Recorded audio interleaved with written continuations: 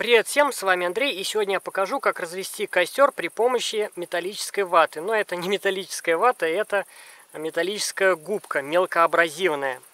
Ну, тут видно, для мойки кафеля, там, полировки. Вот. Ну, для посуды такая губка, она намного грубее, а это даже вот рвется, как обычная вата, поэтому многие называют ее ватой.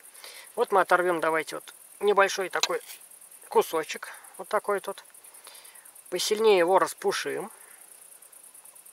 Вот, возьмем листочек бумажки, возьмем обычную крону и просто вот так тут прислоним, замыкая контакты, и подуем.